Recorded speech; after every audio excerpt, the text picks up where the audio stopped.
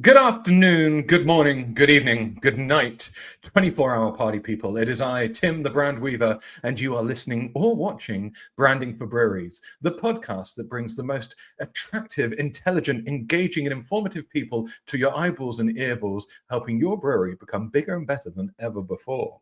And my friends, today is no exception, as today I am joined by the delightful Chris Overlay from Get Hoptimized. Get Hoptimized is an agency that helps breweries tell their story and stand out in market in a way that no other agency has done before. At least that's what he's told me. No, he hasn't. I made that bit up. But he is still very awesome. And actually, the reason I'm talking to Chris today is to talk about owned media, not social media. Everyone knows what social media is. If you don't, you've been living under a rock. Good job for finding the podcast. That must be very challenging for you. But we're going to be talking about owned media. Now, I'm not going to wax lyrical about that. It's much easier to ask Chris to talk about it. So without further ado, ladies and gentlemen, and everyone listening and watching, welcome to the stage, Mr. Chris Overlay. Chris. What's up, dudes? Hello, Chris. It's Friday, which just gives me that extra pep in my step, my man. So I was going to say that was like the most energetic intro I think I've ever heard on a podcast like this. So congratulations, man. That was bravo. That was fantastic. Dude, I appreciate that, but equally, I am now spent. You need to carry this show for the next 35 minutes, okay? Like, I'm taking a backseat. I'm done. He's out. He's tapped. But Chris, apart from being one, incredibly attractive, having a fantastic beard, and having great glasses and a wonderful backdrop, can you share with our good friends who are listening, tuning in, watching, or indeed listening back to this, who you are, what you do, and where'd you come from? Well, you pretty much hit it all there. That's all I do, man, is backdrops and glasses. So I think we're good. We can wrap up the podcast. Nice to meet you, man. See everybody. Awesome. No. Everyone, follow Chris's work at Get Hoptimized, and we'll catch you next week. Peace. No, man. So I run Get Hoptimized. Obviously, we're a marketing agency built for craft beer. Really, I kind of categorize this as a growth agency. So we really focus on performance, driving leads, driving sales, driving taproom visits. And that's really been my background as a marketer for my career. I've been doing marketing for like 11 years now. It keeps getting longer every day. My background has been in that. So lots of Google ads, lots of advertising in general, lead generation across the scope of industries here in the United States. But I started Get Optimized a few years ago because I wanted to get into craft beer. I'm a home brewer, been doing that for many years, and did some research after exiting another agency and said, look, I want to jump into something that I really love in an industry I like. And craft beer was on the map, and it worked out. And here we are a few years later, rocking and rolling and drinking beer for a living and trying to help people make money. Dude, it's not the worst job in the world, is it? Like I describe it as my ikigai. Like I'm good at it. I enjoy it. It helps people, and I make some money. It's a wonderful place to be. But Chris, today we're talking about owned media, right, dude? For those who haven't potentially heard the term or used in this particular way, what does owned media mean? Yeah, it's a great question, a great place for us to start. So I kind of look at channels and like media channels, audiences in two categories. Let's look at it like that. One category is rented audiences or channels, and the other category is owned. And when we think about rented audiences, what I mean by that is anything that you have to pay for to access on a regular basis. So this could be advertising audiences, like target audience groups you build on Meta ads or Google ads. I'd even classify like your social media following and those audiences as rented, because even though you might not be paying every time you access those, you still don't own those audiences, right? Like you can't export your following out and say, I'm going to reach out to this person one-to-one or load that following into a different platform. You could also lose that following for whatever reason, like maybe people decide that Facebook is evil and toxic, and everybody leaves the platform. Right? You can't take that following and move it somewhere else. So you're very much so renting that attention in that space. The counter is owned, where you actually own the list of contacts that are in that audience. You could export them out, move them into different platforms. The examples of this are like email marketing, SMS marketing, even, app. Like if you have your own app, you actually, if it's set up correctly, you actually own your subscribers, right? And you can move them from app to app if you upgrade and that kind of stuff. So that's kind of the difference between those two type of channels. And I'll add that I think both channels are important to the marketing scheme, but the value and ROI and the use cases for each of those is different in how you use them. But that's the general framework there. Okay, sweet. And like most people listening will be familiar with the, as you say, the rented side of things, the social media. Everyone's told they've got to jump on it, they've got to do it. But is there a risk of overly relying on rented media?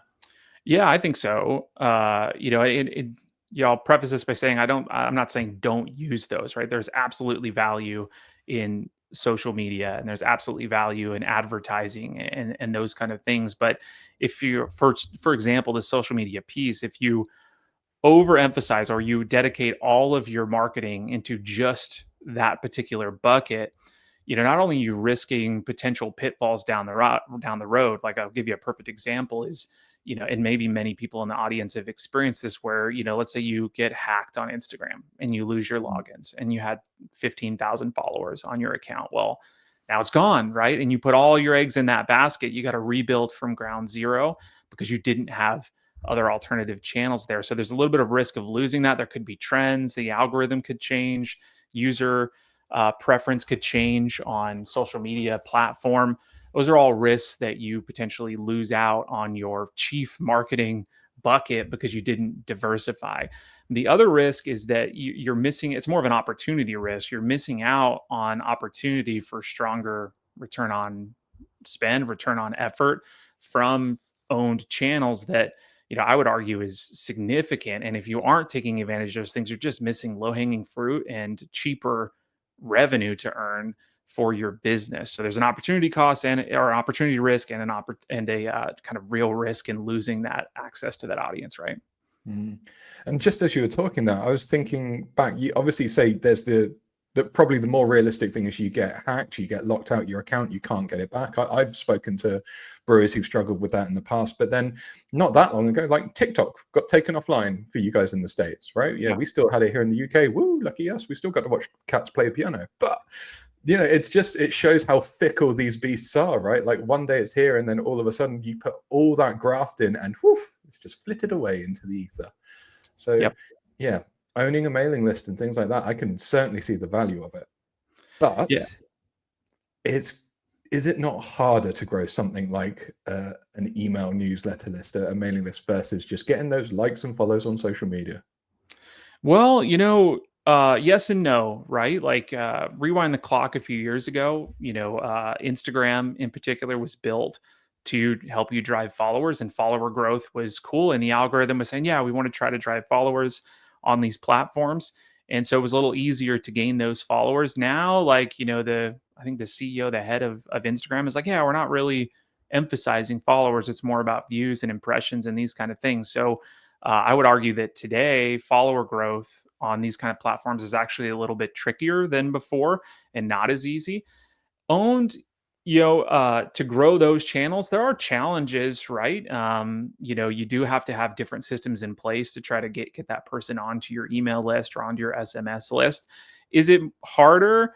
Yeah, sometimes. Are the numbers lower? Yeah, sometimes. Are you going to have 15,000 followers and also 15,000 people on your email list? Probably not. But the value in having like a 5,000 person email list, I would argue, is more significant, way more significant than even like a 15 or 20,000 person following on your social account sometimes. So, yeah, there's challenges to grow that owned list, but over time, the payoff pays off with those things. So if you have the right systems in place, though, and you have good value that you're sharing to gain those subscribers, then it becomes a lot easier. Like you say, the 5,000 email newsletter subscribers versus the 15,000 Instagram followers. Is it a case of those 5,000 are more primed and ready to kind of, I don't know, buy from you and engage with you and have a higher chance of seeing that email, I suppose, land in the inbox versus just being spammed by such a high volume of content that you get on social media? Yeah, so let's look at it this way. So if you post on social media, everybody who has a social media account knows that that post does not go out to all of your following. A small portion of that actually gets served to your followers. Whereas with email, for example, every single one of those contacts get a message in their inbox. So it's very much so a direct point to point line of communication that you have with somebody. So you have like a almost a 100% deliverability with email and SMS, especially. Sometimes emails get filtered into spam and they don't quite make it, or they get bounced or something like that. So it's not quite 100% deliverability there, but it's very very high compared to what you're delivering with a social media post, right? Or even ads. You may build an ad audience that has 100,000 people in it, and your budget, you could spend a pretty good amount and still not reach that total 100,000 people or whatever that target audience is. Where on the contrary, with email, you're getting that direct line of communication. Also, the people that opt into email, they're literally raising their hand and saying, "Hey, send me your marketing material. I want to know what's going on at the brewery. I want to know what beers are releasing. I want to know what deals and offers you have." They're quite literally saying, "Send me the stuff." When they opt in, and that is a huge value point there. Whereas with social and that kind of thing, maybe they're following you and say, "Yeah, I'm cool to check out your posts every once in a while." You may also get following that isn't really your target consumer, right? Let's say you're a brewery, you're in a certain area, your target geo maybe is a 10 or a 20-mile radius, or I don't know if you guys use kilometers or miles over there in the UK, We're but miles kind of people here in the UK for the most all part. right, cool. So we're speaking the same language here. So you got a 10, 20-mile radius. This is, I've worked with clients here in the US that have this where it's like, yeah, we got like, tens of thousands of followers. When you look at that report and where your followers are at, they're kind of spread all over the country. Not necessarily someone's going to walk in your tap room this Friday for music night or on Saturday for bingo or whatever. So on the contrary, your owned list, these are mostly people that are your target consumer. They live in your area, they frequent your brewery or tap room or whatever very commonly. So it's like the value there is just different with those two audiences, right? And I suppose, like, and we'll probably talk about this in a little bit more detail, but with email, I almost see it as like two phases, because even if they don't click on the email to see the content, you're still top of mind because that's landed in the inbox. That's almost the equivalent of them just seeing you in the feed, isn't it? But then there's that second piece of like, okay, now you've got me, I want to learn more. So you remain top of mind in a much easier way, don't you? Yeah, I'm really happy you brought that up because I think a lot of folks overlook that. They're like, well, what's my open rate? If I don't have a high open rate, is the message still being received?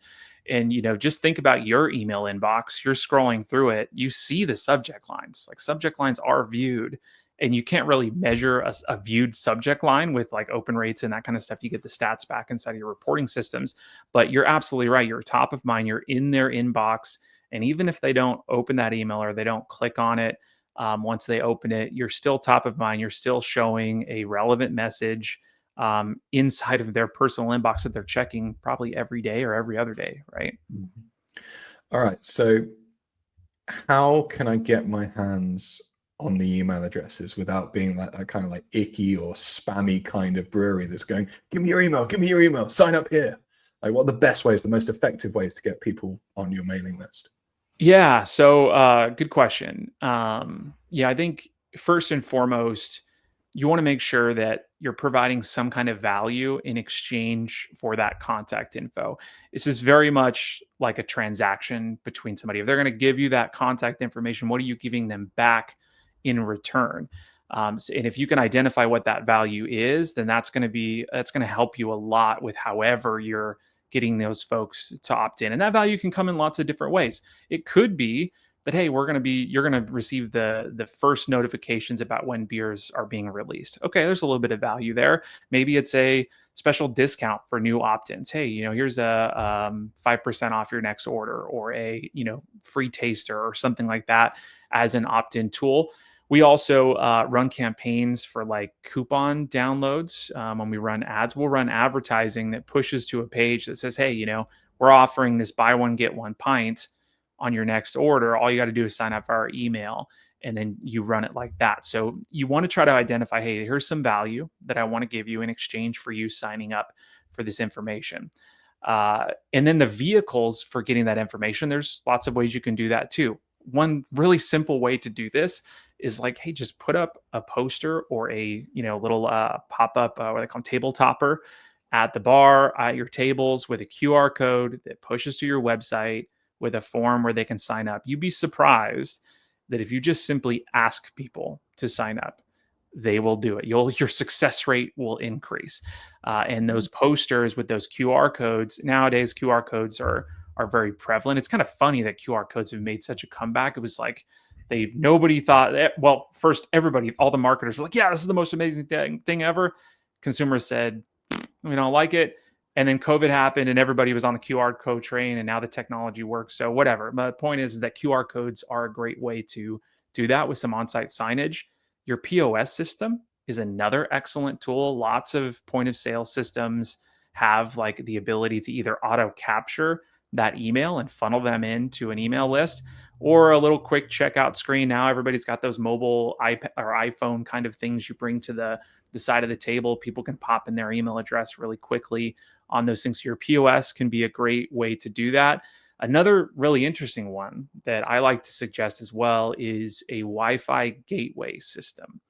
So that's a fancy word, right? What do I mean by that? What a Wi-Fi gateway system is you plug this little piece of technology into your already free Wi-Fi, because you're probably offering that at your brewery. And what that does is when somebody accesses the Wi-Fi, it hits them with a screen that says, hey, before you sign on, join our loyalty program, pop in your name and email. And these things work excellently. Like, they're super good. And I talk to a lot of breweries about this, and their hesitancy is, well, I don't want to be spammy. I don't want to be like, oh, you have to sign up to access my Wi-Fi. And like the data that I've seen, like, you should just get over that. Like, people will do it. You will gain so many more contacts. And to put this in example for you with numbers, we are kind of partners with a system called Beambox, like Light Beam or Laser Beam Beambox. And so we get some data on some of our clients that are using this system. And we had somebody sign up a little over a year ago to install Beambox with their Wi-Fi. And they're already over like 9,000 subscribers in, like, I don't know, maybe 18 months or something like that. Disgusting numbers. Like, if you had 9,000 email signups in your system, that is a massive amount of value that you're just sitting on. And it's the Wi-Fi gateway system that does it automatically. So, and that's kind of it, is figure out a way to get the sign up in front of people and then get it in front of them, right? I love that Wi-Fi access one. It makes so much sense, because if you think about it on the flip side, like, how many times have you been into the tap room and gone, "Can I have the Wi-Fi password, please?" And you're just like, "Oh yeah, it's like lowercase, uppercase, underscore." It's just, it's that you're saving your bar team time, if anything, and getting an email address off the back of it. Oh, dude, Yeah. there you go, everyone. Like, Yeah, everyone's oh, gonna yeah, be. it's fantastic, and you get the data back on this stuff. These systems are cool, man. Like, anytime somebody shows up again to your brewery, they're gonna like auto log in, and like that counts as like foot traffic visit. And the foot traffic visit piece is often sometimes difficult to measure as a physical location tap room. But if they're accessing the Wi-Fi, now you've got them on the Wi-Fi. You can see how many times they visit. You can set up automated email campaigns to say, hey, you've been here 5 times in the last 4 or 5 months. Here's a special reward for being an awesome customer. Or, hey, you haven't been in 6 months. Let's try to figure out a way to get you back in. Let's deliver you an offer or a special or just a message saying, hey, come on in. And it's all fueled by the data from that Wi-Fi gateway system. So I love that stuff. And I definitely recommend checking it out if you're interested. Love it. All right, so that's the first piece of the puzzle, right? Getting the email address. But then what's the sweet spot? Like, how do you then serve and make the most of that without someone going, "No, unsubscribe. I got the Wi-Fi. I don't need anything else from these guys." Yeah, and that's where that value piece comes into play, right? Like, if you're offering good value as part of whatever you're pushing out with your messages, people will want to stay subscribed. If you're just pushing spam kind of stuff through there and you're not very consistent with that messaging, people will just say, I'm going to put it in my junk email that I never use. So you want to try to get into their actual email that they care about. And the way that you do that is deliver valuable messaging. And what that probably looks like for a brewery taproom location is make sure you're keeping people up to date on your current events. Like I love the weekly, hey, here's what's going on at the taproom email. Talk about the music going on, talk about the new releases, talk about the food that you're putting out, and keep the message relevant and valuable for that audience. Great, great things to deliver. You can also get clever with like loyalty systems and special offers for people that are on email. Well, a really great example of this is SMS. So we haven't talked a whole lot about text, but text, if somebody gives you that phone number, that is like a even like closer piece of like contact information than even an email address is. So your value for those people has to be even more, not just a hey, every week I'm going to spam you with a hey, come in and buy my beer message. Try to give those people something special. Is it some kind of VIP, text club where they're going to get a notification to come in and sample beers before they're even available for public, for the public a day early or something like that? Do they get special deals on 4 packs? Do they get XYZ, right? Maybe your mug club is where you use SMS to push messages out. So you have to be delivering value in those email messages first and foremost. Then like don't be careful not to overdo it with Mm. messaging. With email, it's a little easier to push more messages out. Our recommendation is like once a week is probably okay. Uh, if you do more than once a week, you should have a really good reason to do so. Sometimes we'll put out 2 emails in a week, but we're spreading those out. Like one goes out on Tuesday, one goes out on Friday. We're not trying to hit people every day. Nothing drives me like more crazy than when I get an email like every day from some like clothing brand that's like, hey, we got a different shirt. I'm like, I'm not buying shirts every day from you. Like, unsubscribe, you're getting to be annoying. It's even more so with text message. I'd argue that, 1 or 2 texts a month is probably good. If you're doing more than that, you better have a really, really great reason for doing that, because you'll have people just unsub because they don't want the BS messaging in their inbox or on their phone, right? So yeah, like this is a beautiful segue into the tech stuff that I wanted to talk about, because over here in the UK, I don't see a lot of breweries making much of or anything of like gathering phone numbers and the text messaging system. So talk me through how that works and how it's different to the email. Obviously, I'm not an idiot. I know the difference between an email and a text message. It's all right. You don't have to educate granddad that much. But Yeah. the approach, how a brewery would manage that and how it goes out, like talk me through that. Yeah. So they are, well, traditionally it's been 2 different systems, right? You have your email marketing system like MailChimp or Constant Contact or one of these, and then you have a totally different system for pushing out text messages.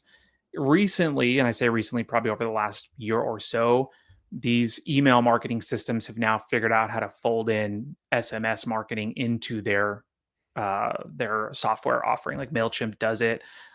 POS systems do it, like Toast and Square, and some of these have the ability to send. So what I was going to say is that you have a different system that you're going to run through and manage your contacts in, and that's step number one. But if your email system does have the capability to do this, you could keep it all under one house, which is kind of cool. Because before, and even still now, you can find these things where you have to upload the contacts, and then you've got all your contacts in there, and you got to push out a message to them, and it's usually a different service provider for that. Anyways, whether you're doing it as a separate software or combined software, there are some things you're going to want to take note of. Governments have gotten smarter about data privacy now and like regulation with SMS. So you're going to have to jump through some hoops to be able to get approved to run text messages. And that's going to include things like having specific language in your privacy policies and your terms and conditions on your site. These text message systems have been sued a lot over the years. So they're like, all right, we're making sure that you have this stuff on there. So, and then most of them will give you the guidance and what you need to put on there and how you're opting people in. You have to get very express permission to be able to send text messages out. And that's like step number one, is get that locked in. Then your payment method for running text messages is a little bit different than email. Most email marketing systems, it's like a service fee per month. You're paying 15, 30, $50 a month, depending on how many contacts you have. With SMS, it's more of a pay per push. So you'll pay like a few cents per message Sometimes that price varies if you're adding imagery into there, and you can get different deals if you have more numbers in the system. And that kind of matters from how you're going to measure your ROI and your costs in pushing that out, right? And that's also why being careful with text is important. Is if you're just pushing out text all the time, if you have, a few thousand people in your SMS list, that's sometimes a couple $100 just to push out that one message.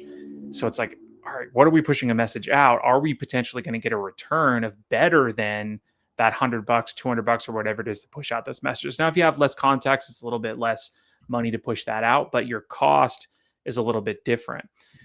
Now, when it comes to SMS, the return on investment can be significant, though. Like your direct action, if you time that message right, you put it out on a day and people actually click the link or they respond or they go on and sign up for the event right then and there, your direct action off that text is way higher even than email. And email is already really, really good. So if you're strategic with it and you use it effectively, you could really crank event registrations, you could crank e-commerce sales with SMS. You just got to be careful with it. So you, again, don't overdo it. You don't overextend yourself financially on that. And you're obeying, regulatory stuff because you don't want to get in trouble there. Right. All right. So now I got to ask, like, how do you be strategic with it? Like when do you know the right times? And you're both for email and text, right? Like what are those golden moments that you should be looking for before you send that information out?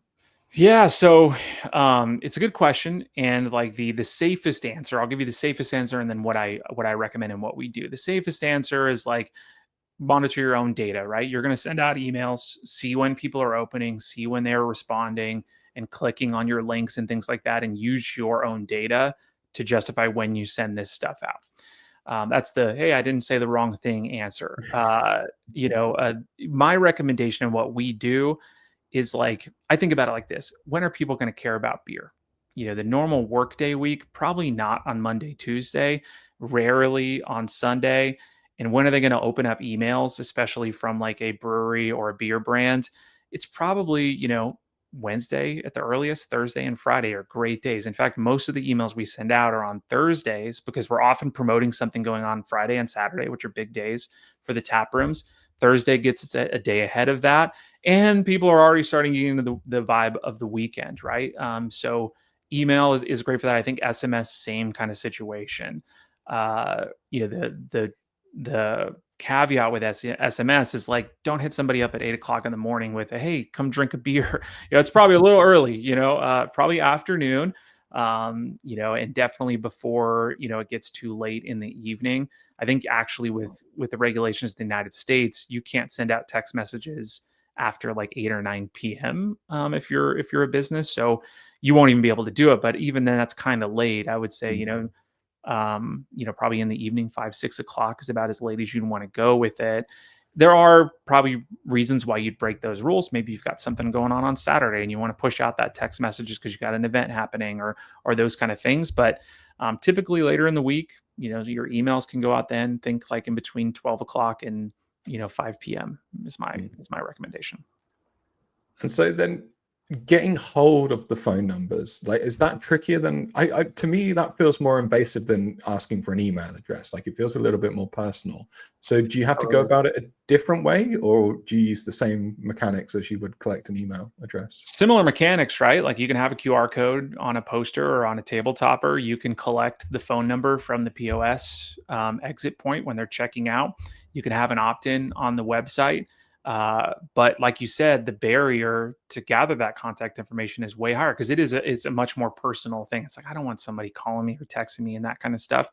The difference is how you position the value offering for getting the text message and clearly stating, hey, this is what we're going to do. This is what we're going to do with it. And here's how often we're going to send you messaging. And by the way, we're never going to sell or distribute this information. It's something people really worry about. It's like, I don't want you to all of a sudden put me on a list and now I'm getting text messages from 50 other businesses or some crap like that.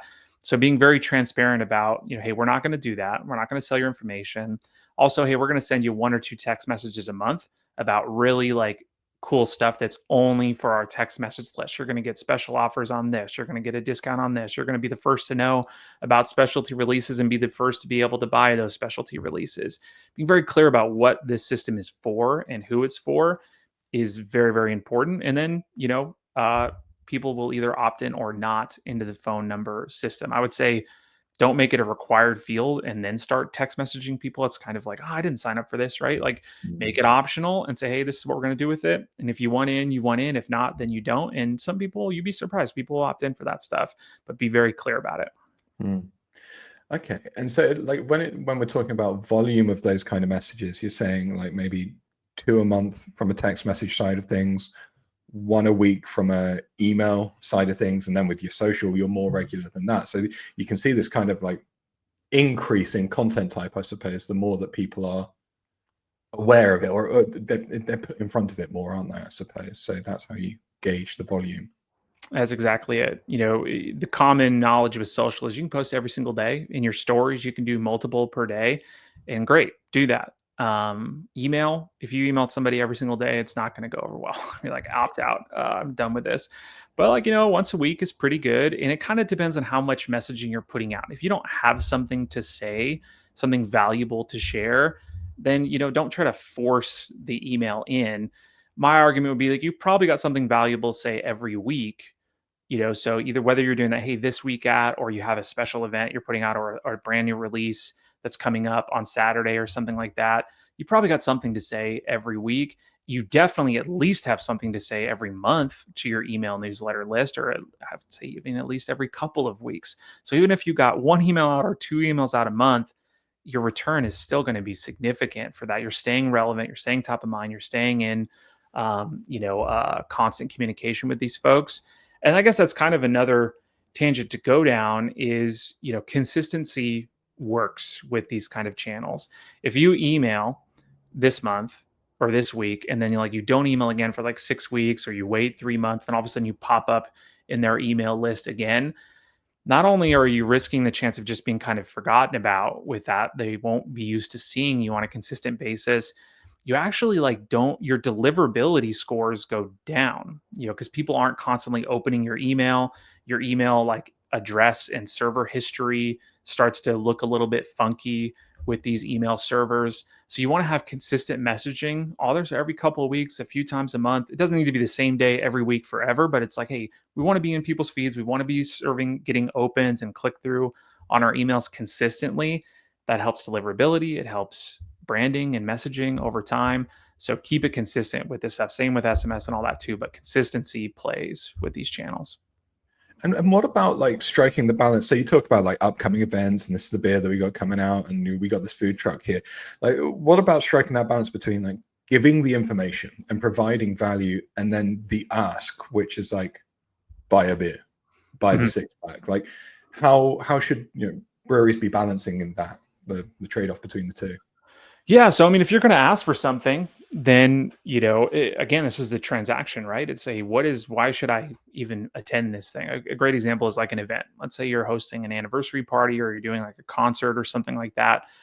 Especially if there's some kind of paid aspect to this, you're going to charge $10 to show up. And a common example we do with events is like, we're gonna charge you, $5 or $10 or something like that, but that includes your first pour. Here's the artist that's playing. Here's what's cool about that artist. Here's the beers we're gonna have on tap. Here's the food truck we're gonna have here. So I've like stacked in a lot of value here. We got good food, good music, good beer, and like by registering for the event and paying in advance, you're going to get your first pour included with that event registration. That's all value, value, value, value. Ask, hey, sign up for the event here. Click here for this. That it boils down to value and communicating that. And I would argue that is applicable to every aspect of your marketing. If you're going to ask people to show up to your tap room, gone are the days where you can just say, hey, I've got beer, please come. It just doesn't, that's not the way it is anymore. So you got to figure out a way to communicate the value of that beer. Is it something special about that particular type of beer that they can't get somewhere else? Is there something special going on at the tap room, whether it's an event, music, food truck, whatever? Do you have something unique and interesting about your tap room that's fun to do? Like, are you a barcade and you've got arcade machines? Do you have, cool seating and kind of a comfortable environment? Do you have books that people can lend out and do that kind of stuff? Whatever that value is, you've got to communicate that value and then drop in the ask and give someone somewhere to go to commit that action, whether it's signing up for the event, buying something online, whatever, going to your reservation link because you want to book tables, that kind of stuff. But it's a 1-2 punch there: value, then ask. Right? Does that answer your question? I might Yeah, have for sure, man.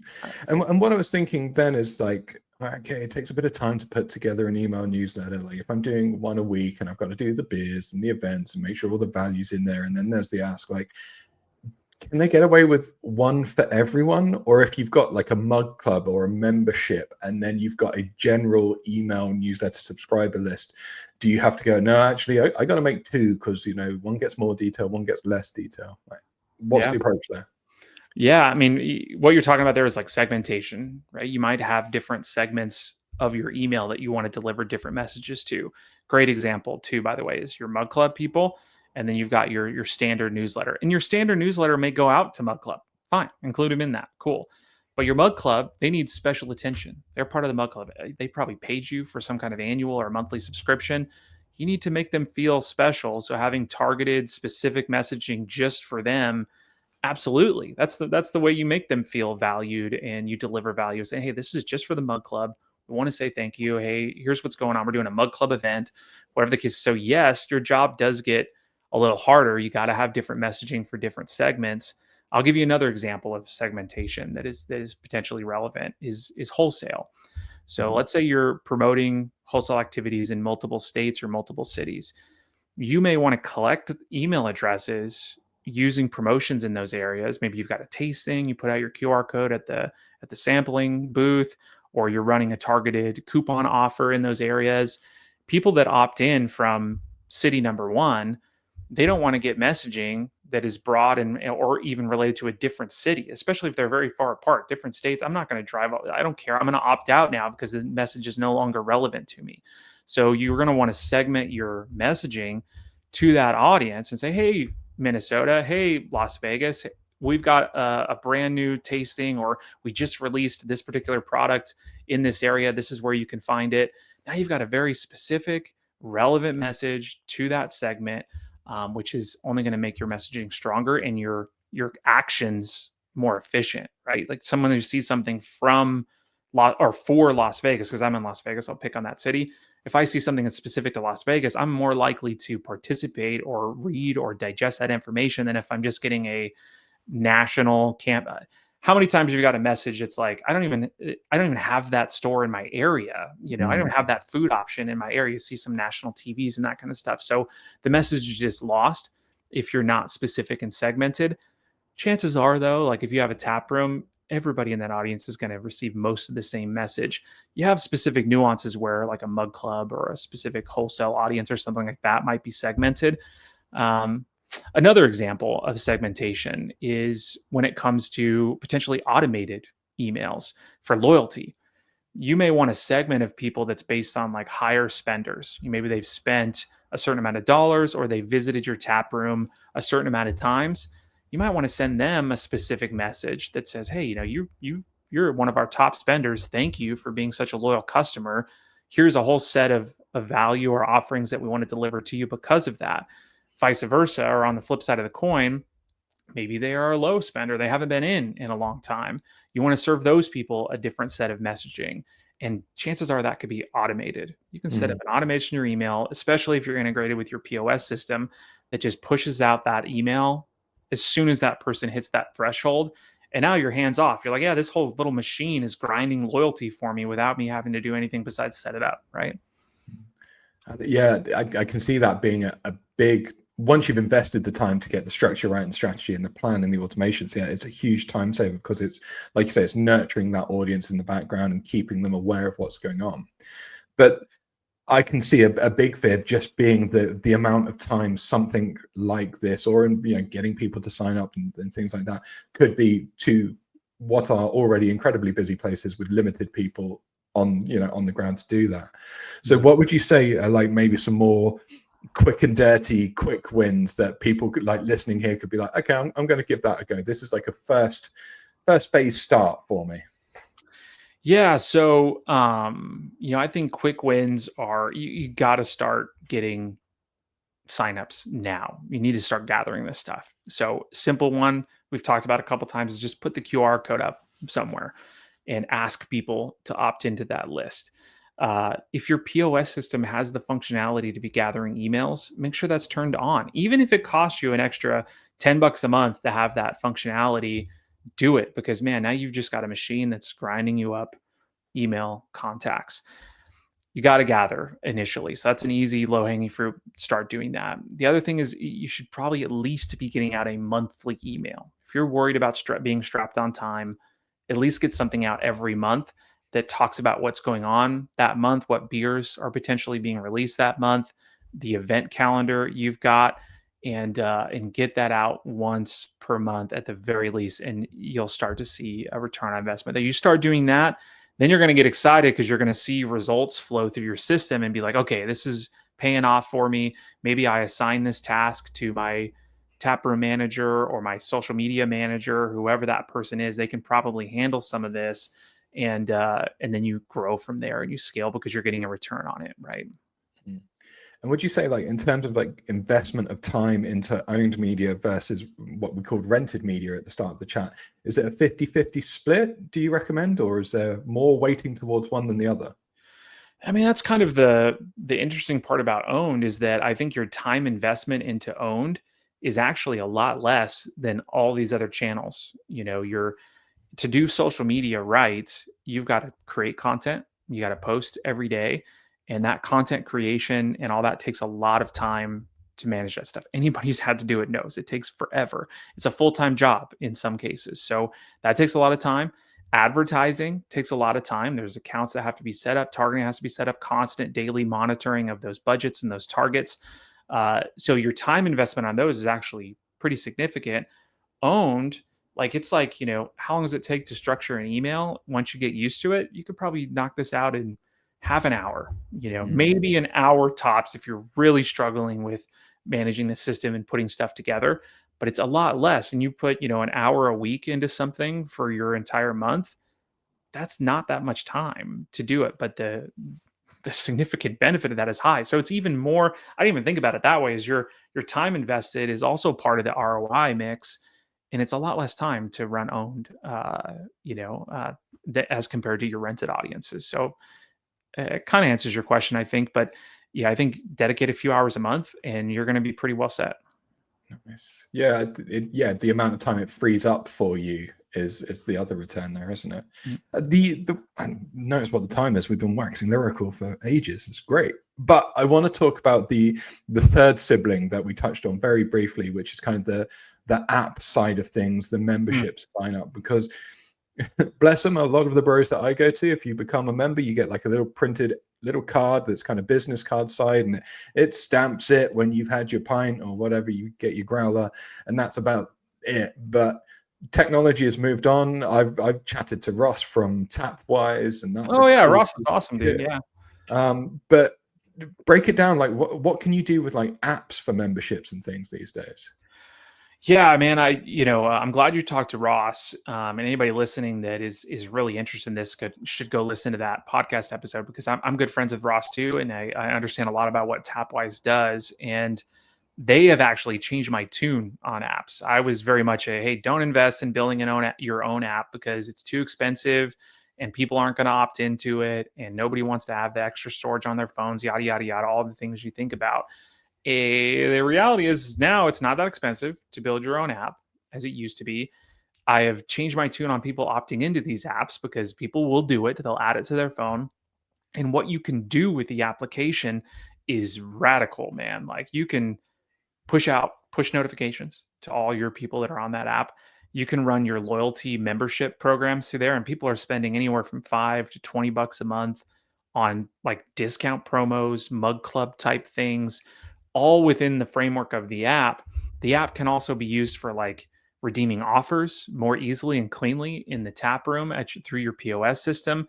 There's just a lot of benefits to having your own app and your own kind of walled garden of messaging, and you own that audience, which is the next really, really biggest part, um, within an app, as opposed to a third party app like Facebook or TikTok or whatever. So the systems and technology are better, and like all the functionality, you can run loyalty systems, push notifications. You can have like some of these apps have like games on them, like individual, like cool games inside of your own app. There's just really cool ways to kind of communicate your brand within your own owned app situation, which is really neat. And I'm changed my tune on it. I think apps are worth taking a look at. Okay. So if you had to put your money on one, because say you're a brewery and you're like, okay, well, I can either ask my punter to give me their email address, their telephone number, or download my app, where would you be recommending they put their effort first if they had to pick one out of the three? Yeah, I mean, if you have the capability or desire to build out a paid loyalty system, a membership of sorts, I'd say maybe start with the app, because the app is also going to allow you to gather email and phone number. Probably it's going to be used as that vehicle to do that. If you're not quite to the point where, hey, I'm ready for a paid membership system, then email is your absolute first step. Um, Even with the paid system, I'd say you still want to have an email, because who's going to be most likely to sign up for your app and join your membership? Your email list. So email is probably the first step here with this stuff. Text message, cool. If you can make sure you put out some cool, relevant text message stuff. App, if you need the added functionality of a membership program, a loyalty program, coupon redemptions, and that kind of stuff, then hey, you want to probably build your own app. But email first. Email first. Chris, this has been an epic conversation. Like, so many wicked nuggets of value, my man. I appreciate it. But I want to wrap you. Yeah, I'll wrap you up. It's fine. You're a lovely looking chap. No, I want to wrap this conversation with what I seem to be asking a lot of my guests at the end of the show. It seems like I'm developing a pattern and I'm becoming predictable, which I don't want to be, but sod it, we'll crack on anyway. You're sat next to a brewery owner in a bar. He's just finishing his pint and his cab is like 2 minutes down the road. You have just 1 minute before he leaves now to catch his cab, because he wants to be outside a minute beforehand, just to flag him down. But what in that minute, what is that knowledge that you impart with him to make the most out of his own media? Yeah, dude, I would like, grab him by the shoulders and look straight into his eyes and be like, don't discredit the value of owned. Don't write it off. It's like, oh, nobody looks at their email, nobody checks their phone, nobody will download the app. Like, get that out of your head. This is such a powerful platform and your ROI is so good. You need to move forward with this strategy and this channel. Don't discredit it. Now go catch your cab and get home safe. Go see your family. Chris, where can people follow you, get in touch with you, pick your brains more about owned media if they want to? Yeah, you could find our agency site, gethoptimized.com. We're at Get Hoptimized across social channels. You could hit me up. Direct emails, chris@gethoptimized.com. I'm checking my email all the time, so feel free to reach out and or drop us a message on socials or wherever. And I'm happy to chat. I love doing fun conversations. I'm here to help, so don't be afraid to ask questions and don't feel like you're going to be put into a sales pitch. We're very much so a helpful agency and want to see you succeed. So reach out anytime. Awesome, Chris. Once again, my man, thank you so much for your time. Everyone who's been listening, tuning in, giving us 48 minutes of their very, very well-earned time. I love you all. Have an amazing Friday. Have an incredible weekend. And we'll see you on the other side, people. Rock on.